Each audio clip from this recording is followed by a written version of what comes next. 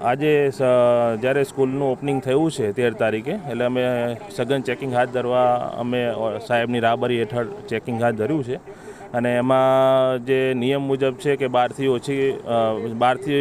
વર્ષથી વર્ષના ઓછા બાળકો હોય તો એને બમણી કેપેસિટીમાં બેસાડી શકાય. એનાથી વધારે હોય તો એના ઉપર અમે બ્રીચ ઓફ પરમિટ, અલગ અલગ ડોક્યુમેન્ટ, વીમો, પીયુસી એની કાર્યવાહી હાથ ધરીએ છીએ.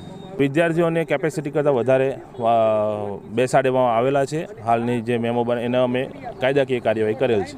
10,000થી માંડી અલગ અલગ ડોક્યુમેન્ટના અલગ અલગ દંડ હોઈ શકે. લગભગ 15થી વધારે છોકરાઓ બેસાડેલા છે. આ સ્કૂલમાં જ્યાં સુધી નિયમોનું પાલન કરતા ન થાય ત્યાં સુધી એનું ચેકિંગ સાહેબની રાહબરી હેઠળ કરવામાં આવશે.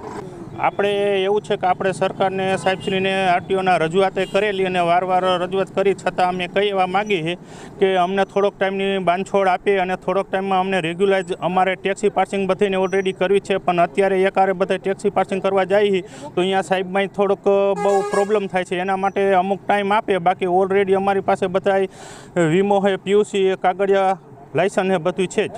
એવું છે કે સરજી કે સીટ હોય તો સીટમાં તો કમસે કમ 5થી 6 વિદ્યાર્થી જ બેસી શકે.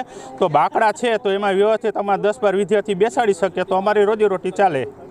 સ્પીડમાં 20ની સ્પીડમાં છે તો ઓલરેડી 20ની સ્પીડમાં તો કોઈ પણ વાહન હોય તો ન ચાલે, તો 40ની સ્પીડ કરી આપે સરજી અને થોડોક ટાઈમ અમને આપે મંજૂરી. અમે સાથ સહકાર આપવા બધા ઓલરેડી તૈયાર જ છે.